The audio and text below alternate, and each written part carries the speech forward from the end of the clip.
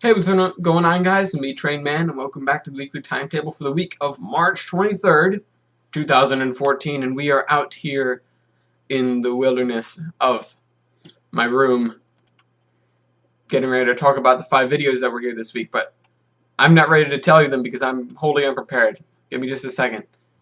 No, on Monday, we actually had something new, something that we haven't seen before. Well, we've sort of seen it before. It's localhost again.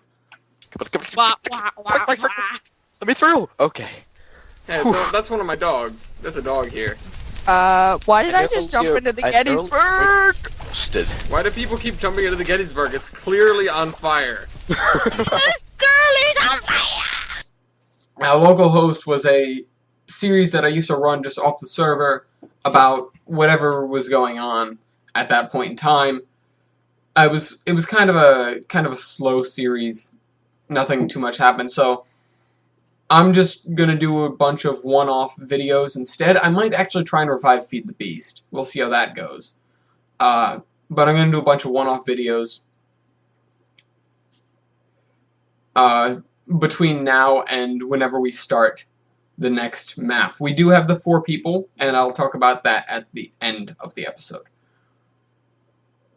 On Tuesday, we had Trainman Plays Chrysaorus Locomotion, episode 120-something, 21, 22, 121, Coal Crisis. Oh, right, this was a great episode.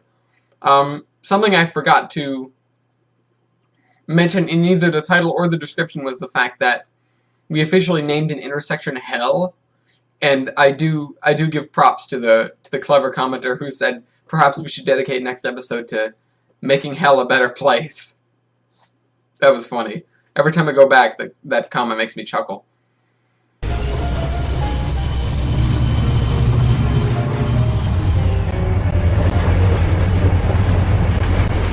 This is an unusual situation. This intersection is Hell. I'm gonna call this place Hell. This is officially named that. And I hope I remember to title this video that. But on Wednesday, we had Daisy Stanley, episode 7, The Invisible Orange. We just go around and loot the Northwest Airfield. It's kind of a shorter episode than usual because it was only one clip. And my cousin has to deal with an invisible orange, which is something that we're not used to dealing with. We need a can opener. We don't need a can opener. I need a can opener. I need to get the most out of all the cans. No, you don't. Oh, for goodness sake, I did it again. Where are you? I was on the top floor of the fire station.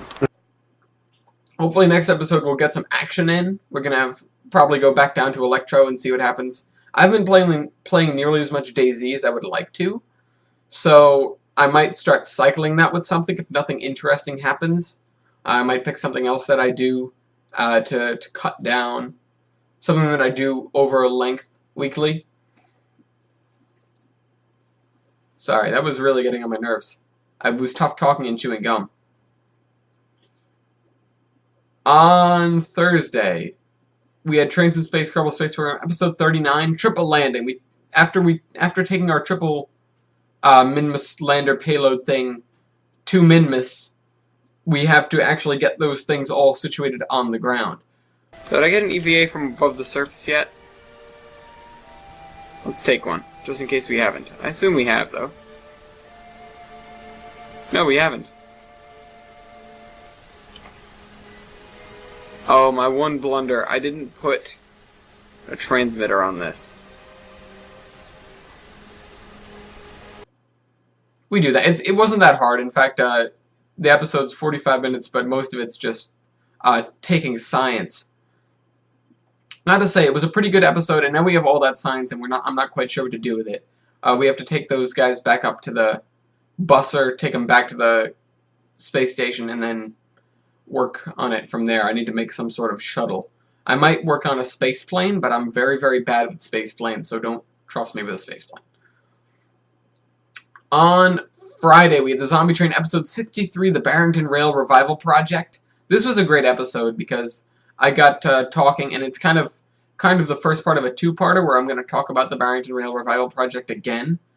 because I didn't get to the meat and potatoes of what's going on over there. Also, that's something that needs to be amended when I talk about this. It's kind of tough to talk about this because there was no instant. There wasn't a patient zero and then supergiant eruption into death, murder everywhere. There was a point in time where there were zombies and people kind of knew about them, but they were covered up. And this went on for a long time, possibly even months or years. But we talked about a certain part of Rhode Island that still survived the zombie apocalypse.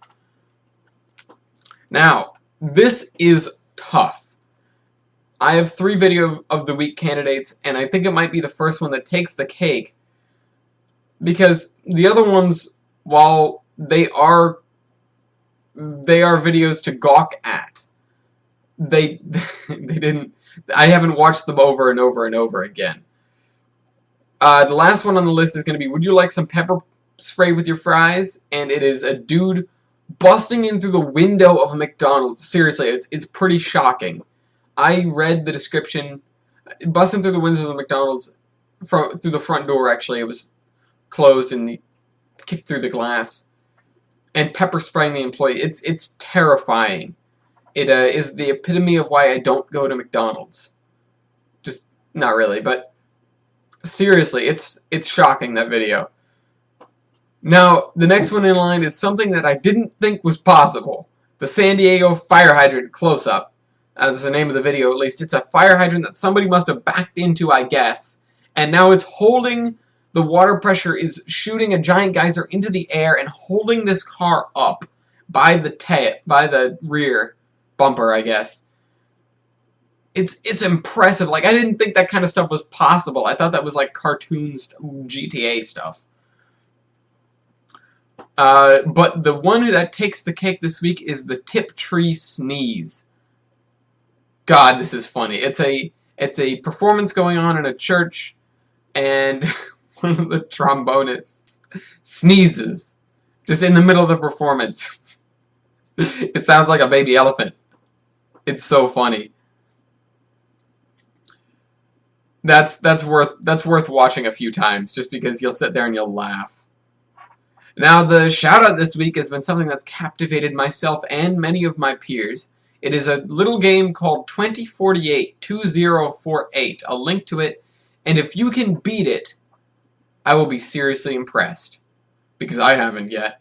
My high score is somewhere up above 16,000. If you can manage that, I'm still impressed. If you can get a tile that's 1024, that's great. I haven't taken the next step and actually beaten the game. I always get stuck. The board fills up. But it's a little numbers game, but don't worry, you don't have to do any sort of math or any complicated calculations or really too much strategy. It's just putting numbers together. You find 2 tiles with the same number and you slide them until they meet. But that's it for this week. I hope you guys enjoyed the video, and I'll see you guys next week. See you on Monday with something random. Trainman out.